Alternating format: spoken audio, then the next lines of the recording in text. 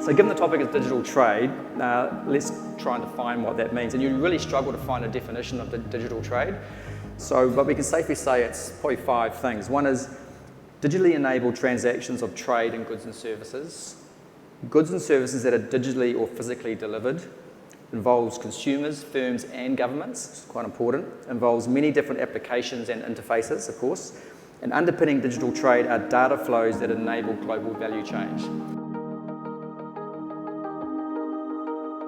So not just with normal export documentations, but government regulations on how they interpret these documents change all the time. To a point where actually if we go into one port, it's considered to be this way. But if you go to another port, they interpret the same document in a different way. So digitalization of trade would bring a lot of help in this scene, because now we will have a role that's understood by both sides, that is agreed upon, which will make it same from both perspectives as well. So in regards to the Japanese and the Taiwanese and Korean market, they are super strict in regards to the claims, as well as whether if you are in fact made in New Zealand or origin of New Zealand. So we do get asked to break down all of our ingredients, as well as the origin of these ingredients, to verify that we are in fact 100% or can be considered New Zealand origin. As well as that, we also do have a lot more supporting documentations that we're starting to do due to the claims or the call-outs that we would have for our products. Right. Yes. Supply chains are ecosystems and they're interconnected systems. And so what we're seeing in the supply chain now is actually the root cause of it is the increase in consumption patterns of consumers as a result of not spending money on travel. They're now going onto the internet and buying more things. And so that's now basically increased the volumes of shipping, predominantly from China going through to the Europe and West and US. And what that's meant is there's not enough shipping capacity, which has then meant that actually these shortage of capacity, which has therefore impacted service levels across all of the globe. If you're a supply chain manager, you try and manage 3 things: cost, service, and quality. And in all cases through COVID, all of those have gone in the negative direction. Costs have gone up. Doesn't matter if it's inbound into raw materials into New Zealand versus outbound exports offshore. Services, the shipping companies' services have declined as a result of the capacity constraints. Trying to get a box into the west coast of the US at the moment is a nightmare. And then quality, a lot of the cases, the raw materials are now getting shortfall. I was talking to a customer this morning, and they just can't get the microchips for their computers that they then put on their boards. And is that an impact? We're noticing more of our customers are looking for additional funding to stock inventory because they're a bit scared of not being able to supply their customers. Is that something you're seeing in the supply chains as well? Very much so. Because effectively with the variability that's happening through the supply chain, and bearing in mind, we're quite small as a nation, so our ability to influence that is quite limited. So as a consequence, what companies are doing are having to stockpile inventory to buffer the variability either upstream or downstream to the customers. What that then means is that they've got increased working capital. The best position for a company, if you've got offshore markets, is you've got your finished goods located as close as possible to your consumer. So therefore, any variability upstream is you've decoupled your inventory from that. The problem with that is if you've got inventory stockpiles all throughout the globe, but you've now got huge amounts of working capital that you're now going to fund. I was talking to an MD last night. She's spending 90% of her time on supply chain issues right now. And so imagine that as an MD. You're spending that amount of time on supply chain. And so I think what that's driving is 2 things in businesses. Firstly, MDs and CEOs want to have visibility across the end-to-end supply chain, and they want to have a dashboard or a scorecard that says, where are my hot spots that I need to kind of look at? Which those are very difficult to get outside the 4 walls of your organisation. And I think the second thing that is really coming to the fore is this concept called supply chain planning. And what that is joining up the dots between the demand side, the supply side, the production side, and actually then the dollars to actually make sure that everyone in the business is working to one single plan. And actually then they're working together. So those are the things I'm seeing as common trends. I guess in terms of what's changed, I view COVID really as an opportunity, because it's an opportunity for us to reimagine how we connect with our consumers. It's an opportunity to reimagine how we get that input back from them and how we understand them. And it's created a massive explosion of data through the last year and an enormous growth in e-commerce that goes with it.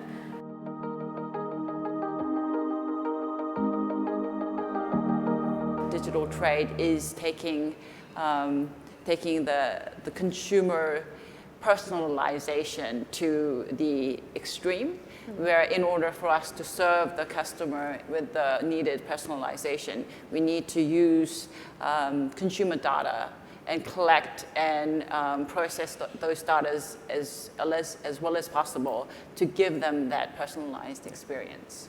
As that transition stage, to be able to support then document exchange in a secure way between the parties and having the visibility immediately to really maturing that out through data. We've heard the points around data. Data is super important, regardless of whether you're doing timber, meat, horticulture. It's first and foremost, you're a data organization. You have to be. That's going to be so important, and it becomes really important around that whole supply chain. So that's where Trade Window comes in. It's about bringing the different participants together around that platform. But I read a typical cross-border trade single transaction. This one transaction can involve up to 25 different parties, generate 30 to 40 trade documents, of which 60 to 70% of that information is manually re-entered at least once. There are 300 data points and 5,000 data-filled exchanges in just one transaction. So massive amount of data, a lot of opportunity for mistakes. So a lot can go wrong when you're shuffling paper around the world. And these kind of human mistakes and human errors happen. And a lot of this, I believe, can be reduced if we cut out more and more of cases like Paul said, where people are writing down or punching in numbers one by one, because things can go wrong and we will always make human mistakes. So I believe digitalization of the trade process won't completely get rid of all the issues like this, but will reduce greatly the amount of errors that we will have.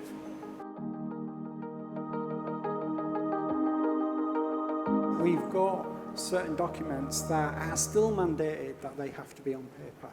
They do. And you know, we'll talk around what that means around how government can help around that. But in the first instance, being able to take the businesses and the organizations from using paper and the representation of that in a PDF and being able to share that is a really good kind of first stage. The next evolution of that is turning that into a truly digitized version of the data. And they're no longer exchanging paper, no longer exchanging PDFs, but just exchanging data. And that becomes really powerful to that whole end-to-end supply chain. If I had to sum up digital trade rules in one word, fragmentation is the word that I'd use. Because we do see a lot of, regulators are responding to these new business models by regulating, sometimes in ways that's not particularly sort of trade friendly. Governments are trying to put in place trade rules, sometimes in ways that kind of misunderstands the nature of the technology, and it's all happening in silos. So we're sort of lacking that piece of the interoperability of the global sort of mindset. So what trade rules try to do is two things: get at the barriers to making this work, but also create a more sort of enabling environment. I mean, it's not really about national borders anymore. This whole exercise is global, and so the ideal would be that we have global rules for it as well. The rule book on a lot of trade is 30 years old or even older. What we need is something that's kind of agile, fit for purpose, modern. But that's where Deepa comes in, because it's a platform that others who are equally ambitious and want to see this work can dock in and hopefully grow it. Like the snowball, it will get momentum and others will want to join the party. Yeah, so we've been involved with PAA, which is a Pan-Asia Alliance. This is a number of Pan-Asian countries around interoperability between the systems. So one of them that we've done was into Taiwan. So we did an integration into Taiwan around customs clearance. So this was a really good example of data exchange. So we changed the the dial on that in going from a number of days for pre-clearance to hours. And that was done with a digital document. So that's a great example of how we can get pre-clearance and sharing of documents internationally. We are also seeing, unfortunately, countries starting to recognise really how much value there is potentially in these things. So we're seeing sort of a lot of economic nationalism coming out through digital trade regulation. But unfortunately, we are also seeing, this has been kind of a trend, not just around COVID, but over time as well. Things like privacy that you mentioned, Paul, there's a lot of scope for sort of mischief making. If you actually just don't really want a lot of imports or a lot of trade going on, there's a lot of scope sort of through the ambiguity and complexity of some of these rules to use those as tools to, basically keep products out. If I can add, I guess, onto that, it's not just nationalism, it's also the tech companies fighting for turf. You see the changes that Apple is implementing at the moment to reduce the effectiveness, is the way that Facebook would put it, of their digital fingerprints versus Google's digital fingerprints, because, as you mentioned, data is the next domain, right? So, Google describes its greatest competitor as the NSA. Think about that for a minute. So they're competing with the American government for who owns the most amount of data about all of us. And then, the processes that they put in place and the business models they put in place, if you're not paying for it, you are the product, right? So they're all looking at ways that they can monetize it and compete with each other on the monetization.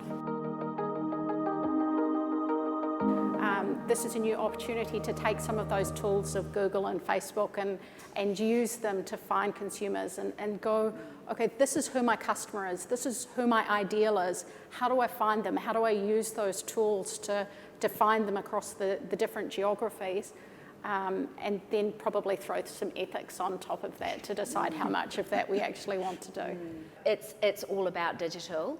But just as the technology hasn't stood still, nor should the trade rules. And I think it's critical that we get the trade rules right, because otherwise this nirvana just won't work. I guess my observation would be that they have, they've only got so much capacity, heat capacity, and so that a lot of them, I would say, wouldn't know where to start. When you say digitisation, a lot of them are kind of, what are you talking about? So I think there's the large organisations in New Zealand who have clearly well down this path. There's the thousands of SMEs, I think, who are a lot of them. Some are doing good, but many aren't. And I think there's an opportunity to kind of find a way to help them towards this path to the future, because actually a lot of them just don't know what they don't know and don't know how to get there. So I think there's whether that be industry-led, whether that be government-led, I think there's opportunity.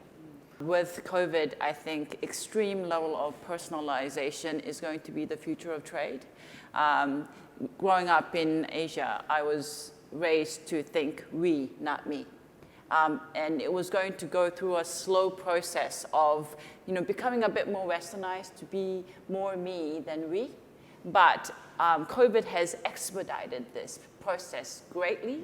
So future of trade, I believe it's going to be extreme personalization, and companies would be able to build that ability to personalize more and more using data. Supply chain's already complex and it's getting more and more complex. So to answer your question, I think digitisation helps to remove that complexity and to make it easier for organisations to actually trade.